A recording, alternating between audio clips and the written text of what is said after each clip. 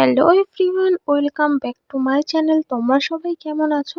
তো আজকে আমি রান্না করব হলো fried rice and chilli chicken. তো তার জন্য আমি কেটে নিয়েছি বিনস, গাজর অ্যান্ড ক্যাপসিকাম। সাথে কিন্তু আমি মটরশুঁটিও অ্যাড করেছি।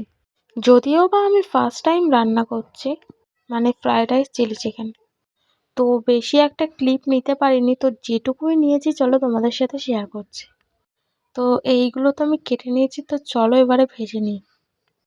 তো প্রথমে তো আমি গাজরটাকে ভেজে নেব। এটা একদম লাল লাল করে ভেজে নিতে হবে, মানে লাল না, ঠিক ব্রাউন যখন হবে তখন নামিয়ে নিতে হবে। তারপরে আমি একে একে এই ক্যাপসিকাম, বিনস একসাথে নিয়ে ভেজে নিয়েছি, দেন তারপরে মিক্সড করে দিয়েছি। তো অ্যাকচুয়ালি আমি বেশি ক্লিপ নিতে পারিনি, তোমাদের আগেই বললাম। তারপরে চিলি চিকেনটা বানিয়ে নেবো। দেখলে ম্যারিনেট করে রেখে দিয়েছি, দেন তারপরে একেবারে কড়া কড়া করে ভাজা করে নিতে হবে, মানে পকোড়ার মতো।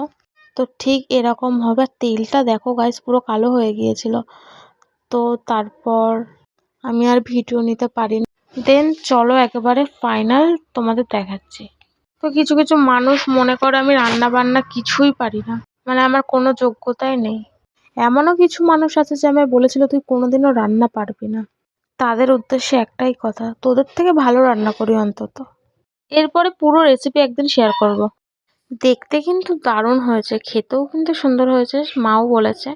মানে দেখে মনে হবে না যে আমি ফার্স্ট টাইম রান্না করেছি। তো যাই হোক, ইউটিউব দেখে আমি পুরোটা করেছি। তো টাটা, আজকের ভিডিওটা ভালো লাগলে একটা লাইক কমেন্ট করে